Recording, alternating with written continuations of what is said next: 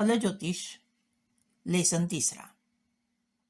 मागील लेसनमध्ये आपण ग्रह, राशी, नक्षत्रे याची चर्चा करताना सूर्यमालिकेतील सूर्यापासून शनीपर्यंतच्या सर्व ग्रहांची माहिती घेतली होती. सूर्याच्या राजदरबारात या ग्रहांना काय काय स्थान आहे याचीही माहिती आपण घेतली होती. आता उरलेले 5 ग्रह आपण बघूया. राहू व केतू यांना जरी ज्योतिषशास्त्रात ग्रह संबोधले असले तरी सुरुवातीच्या काळात यांना ग्रहमालिकेत स्थान नव्हते. पण जेव्हा ज्योतिष परिणामाच्या काही त्रुटी भासायला लागल्या त्यावेळेला या राहू आणि केतू या छेदनबिंदूंचा विचार ग्रह म्हणून केला गेला. त्याहीपेक्षा त्यांच्या भ्रमणगतीचा विचार केला गेला. हे सर्व ग्रह भ्रमण करतात हे आपण यापूर्वी आधीच पाहिले आहे. आता राहू व केतू छेदनबिंदू आहेत म्हणजे नेमके काय आहे? तर पृथ्वी ही सूर्याभोवती फिरते आणि पृथ्वीचा उपग्रह हा चंद्र पृथ्वीभोवती फिरतो. असे करत पृथ्वी आणि चंद्र दोन्ही फिरतात. तर पृथ्वीची सूर्याभोवती फिरण्याची भ्रमणकक्षा व चंद्राची पृथ्वीभोवती फिरण्याची भ्रमणकक्षा ज्या 2 ठिकाणी छेदते त्या छेदनबिंदूंना राहू व केतू असे संबोधले जाते. ज्या वेळेला राहू आणि केतूचा ग्रह म्हणून विचार केला त्यावेळेला अर्थातच त्यांच्या कारकत्वाचाही विचार केला गेला. राहू हा शनीप्रमाणे फल देतो असे मानले गेले आहे. छाया, अंधकार, गारुडी विद्या, मोहमाया, दैवी संकटे, रोग असे रोग राहू निर्माण करतो, अशी संकटे निर्माण करतो.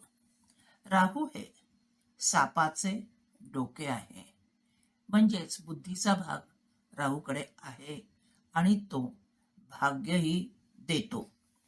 याच्याबद्दल आपण पुढे माहिती घेणारच आहोत.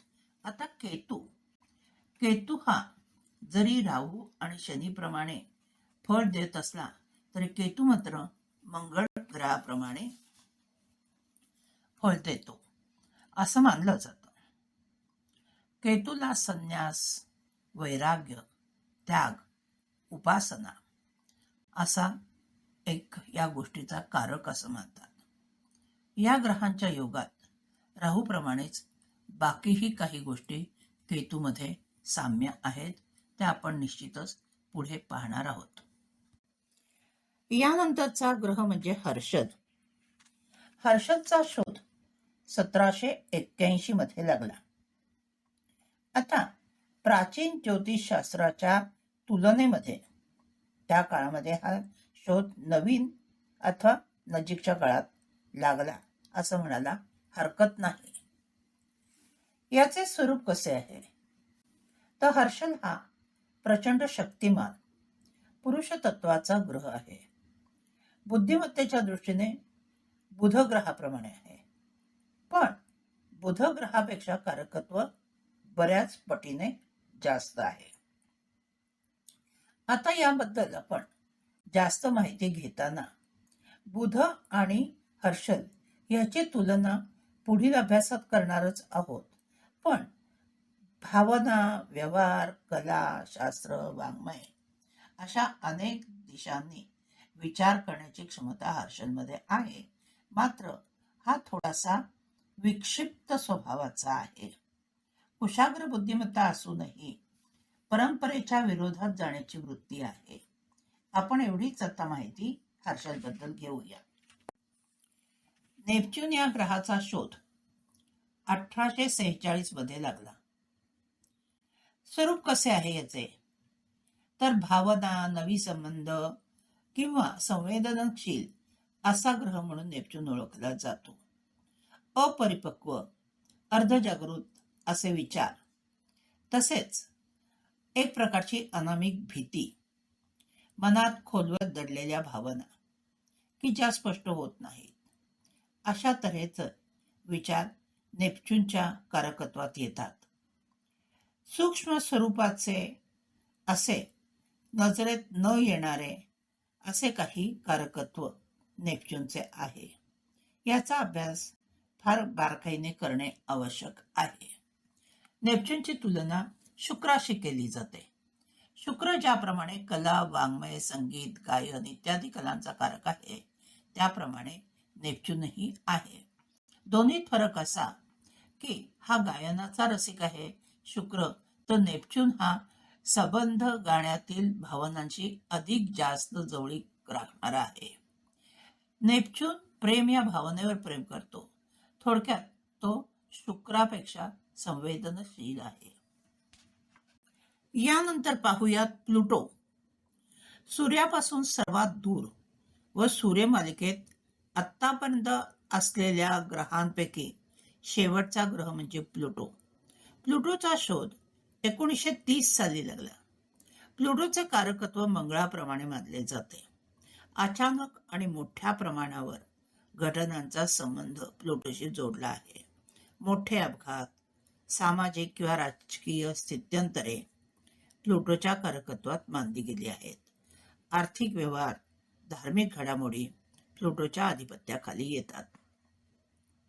प्लुटो अंतर्मन, सारासार बुद्धी, क्रांती याचा कारक आहे. शरीराची झीज भरून काढणे, शरीरातील रासायनिक प्रक्रिया यावरही प्लुटोचा अंमल असतो. प्लुटो अशुभ असता समाजात वाईट गोष्टी उत्पन्न करतो. आर्थिक संकटे, अफरातफर, समाजात फसवणुकीचे प्रकार वगैरे प्रसंग वाढतात. तसेच वैयक्तिक पातळीवर वाईट वर्तन, चुकीचे अवैध स्वरूपाचे आचार विचार, भाजणे, बोलणे या घटना तो घडवतो. प्लुटो शुभ असता योग्य सामाजिक वातावरण निर्माण करतो.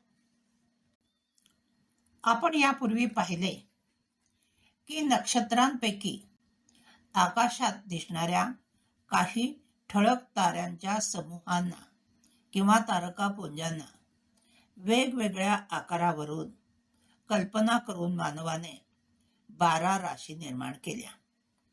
आता ह्या 12 राशी कुठल्या हेही आपण पाहिले, मेषपासून मीनपर्यंत. या समूहांचं वैशिष्ट्य म्हणजे काय? या तारका समूहांचं वैशिष्ट्य असं की हे एकमेकांपासून ठराविक अंतरावर आढळतात.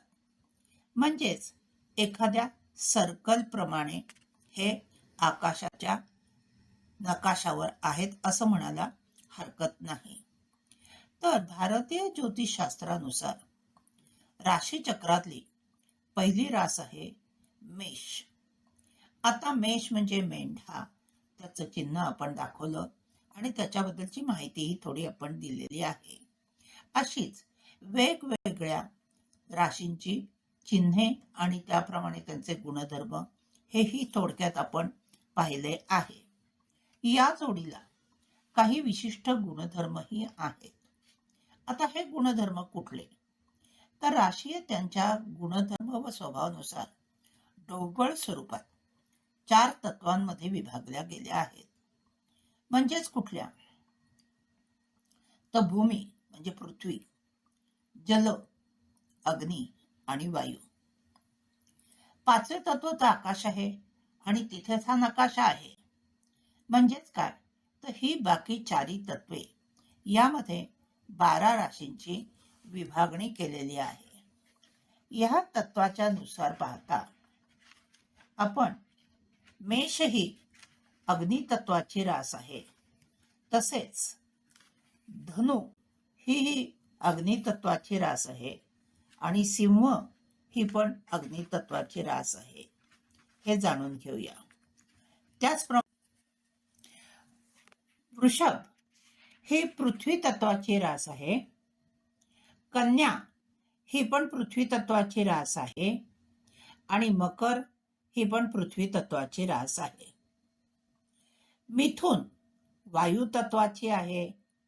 तुला ही वायू तत्वाची आहे आणि कुंभ ही वायू तत्वाची रास आहे. मग आल्या जलतत्वाच्या राशी.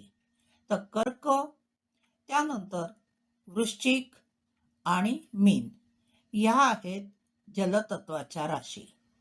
असे पाहिले तर प्रत्येक तत्वासाठी 3-3 राशी अशी विभागणी ह्या 4 तत्वाच्या प्रमाणे झालेली आहे.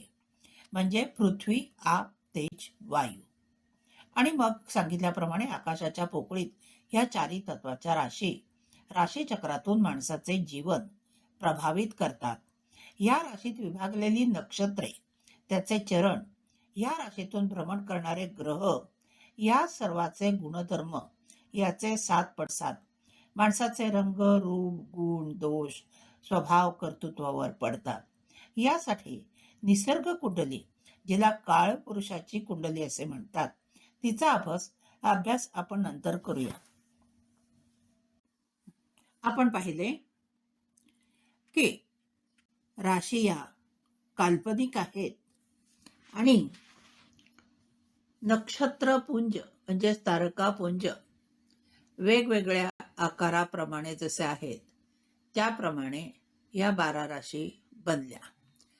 आपण आता या 12 राशींच्या तत्वाची ओळख जशी करून घेतली, त्याचप्रमाणे ह्या 12 राशीमध्ये कुठली कुठली नक्षत्रे विभागली गेली हे पण आपण बघूया. प्रत्येक राशीला दिले गेलेले स्वामी कोण हेही आपण पाहिले आहे. आता राशी, स्वामी आणि नक्षत्रे अशी विभागणी आधी आपण पाहणार आहोत.